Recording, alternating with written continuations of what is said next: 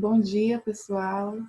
Então, hoje a gente vai estar trabalhando a disciplina de específica do território 4, tá? Então, vamos lá começar a nossa aula. Então, nessa disciplina, a gente já trabalhou em sala de aula a cultura da soja, né? A gente iniciou nossos trabalhos aí sobre a cultura da soja, né? A Glicine Max. Que a gente falou sobre questão, né, econômica, sobre histórico, e falamos um pouquinho sobre morfologia e fisiologia. Porém, né, com essa questão da pandemia, a gente teve que parar, né? E como parou no meio aí da explicação, então eu vou começar novamente para vocês, né, quem já viu um pouquinho sobre essa cultura, né, quem participou das aulas, então vai relembrando aí no decorrer da explicação. E quem não estava presente ou não prestou atenção, é o momento agora, né, de ficar ciente aí. Então, vamos lá, né? Começando sobre a classificação científica da cultura da soja. A soja, ela é uma cultura, ela é do reino Plantae, a divisão dela é a Magnoliophyta, classificação Magnoliopsida, que inclusive, né, a classe dela, Magnoliopsida, desculpa, ela pode ser também chamada, né, de dicotiledônia, ou seja, porque ela apresenta cotilédones, né? Porque as dicotiledôneas, elas são divididas em monocotiledônia e eudicotiledônia. No caso da soja, ela é uma eudicotiledônia, porque ela apresenta dois cotilédones, tá? A ordem é Fabales, família Fabaceae, que é a família das leguminosas, né? E leguminosas são o quê? Vocês lembram disso aí, que vocês viram em sala de aula. Leguminosas, pessoal, são as plantas que possuem vagens, né? Que possuem grãos em vagens. Então, toda planta que possui grãos em vagens é uma leguminosa, né? Então, a soja é leguminosa, feijão, leguminosa, ervilha. Subfamília Faboideae, gênero Glycine, e a espécie, que também é o nome científico, Glycine max. Aí nós temos a fisiologia das sementes, que vocês têm até um desenho dessa fisiologia aí no caderno de vocês, tá? Aqui é só mostrando as partes aí da semente, né, da soja. Então, nós temos aqui o cotilédone, né, ele fica aqui nessa região de dentro do pericarpo, que é a capa da semente. Aí nós temos a radícula, o epicótilo, o hipocótilo, a plúmula e ou folhas, né? Plúmula e folhas é a mesma coisa. Então a gente vai ver como que essa semente ela vai se desenvolver a partir da germinação. Então aqui nós temos a germinação e emergência da cultura da soja, tá? Então, é só relembrando que eu também já expliquei isso aqui para vocês. Então, assim, quando a planta ela tem, né, as condições ideais para germinar, então, o primeiro que vai sair aí vai ser a radícula, né, que vai estar saindo da semente. Então, essa radícula, ela vai sair, né, vai saindo aí da semente, né, ela rompe aí o pericarpo. Da radícula surge, então, o quê? O hipocótilo, tá? Lembrando, pessoal, uma coisa interessante é que existem dois tipos, né, de germinação, né? Nós temos a epígia e a hipógia, tá? Epígia e hipógia. A epígia é a da soja. A da soja ela é considerada uma epígia. Por quê? Porque o hipocótilo, ele tá saindo aqui, tá? Do solo. Então, quando o hipocótilo ele sai do solo, né? Ele fica à mostra aí no solo, é considerado germinação e epígia, tá? Epígia. A hipógia é quando o hipocótilo ele fica dentro do solo, ocorre a germinação, mas a planta, o hipocótilo fica dentro do solo, que é o caso do milho, tá? Mas a soja é epígia. Epígia porque o hipocótilo ele surge aqui, beleza? Então, depois do hipocótilo surge os cotilédones. Então, os cotilédones, né, o pericarpo fica para lá no solo e os cotilédones surgem. Depois dos cotilédones surge o epicótilo. Então, olha só, abaixo dos cotilédones nós temos o hipocótilo.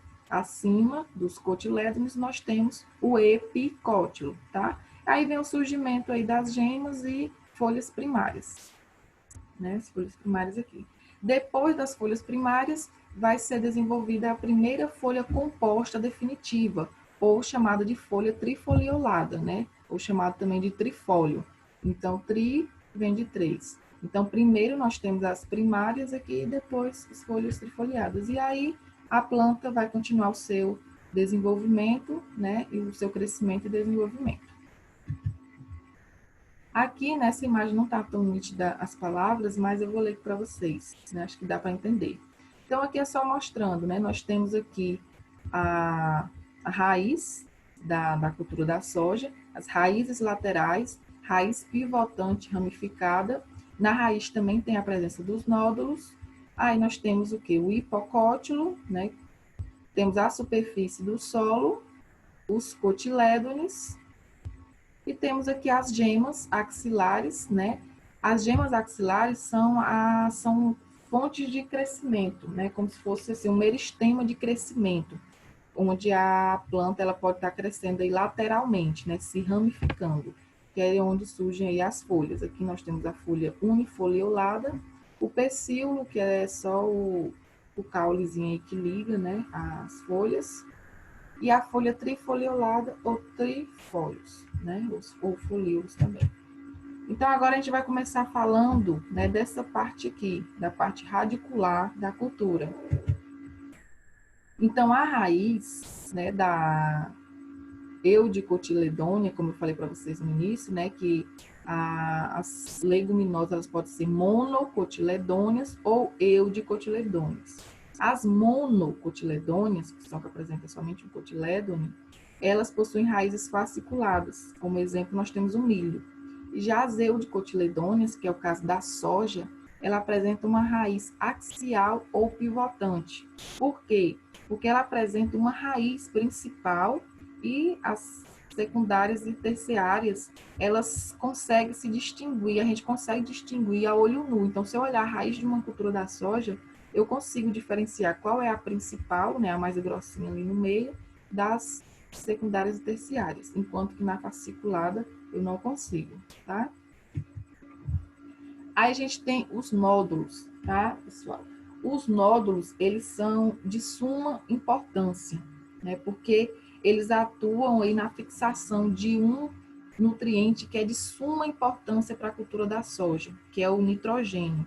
Então, o nutriente que a soja mais necessita para o seu desenvolvimento é o nitrogênio. E os nódulos são responsáveis por essa fixação do nitrogênio, tá? O nitrogênio, ele pode ser fixado tanto através de... pode ser fornecido para a planta através de fertilizantes químicos e pode ser também através de forma biológica, que é onde acontece a fixação biológica de nitrogênio, né? Que é onde ocorre aí uma simbiose entre bactérias do gênero Rhizobium. Essas bactérias ficam nas raízes, tá? As bactérias do gênero Rhizobium ficam nos nódulos. Essas bactérias, elas vão captar nitrogênio da atmosfera e vão transmitir esse nitrogênio para a cultura da soja. Então, ocorre aí uma relação simbiótica, tá? Uma relação aí onde as bactérias vão fornecer nitrogênio para a soja e a soja vai fornecer hidratos de carbono para a bactéria. Então, é um ciclo. Então, as bactérias fornecem nitrogênio para a soja e a soja fornece hidratos de carbono para as bactérias, tá? Então, esse ciclo aí é a fixação biológica de nitrogênio. Está representado pela fixação biológica de nitrogênio. E quando eles estão assim, ó, internamente vermelhinhos aí, rósea, né, que chama, significa que eles estão em plena atividade, tá? Então, quando o nódulo, eu quebro o meu nódulozinho no meio e ele não está nessa tonalidade, significa que ele não está em atividade. Então, quando ele está assim, significa que está em plena atividade. Então, é de suma importância esses nódulos, tá? E a fixação biológica é uma ferramenta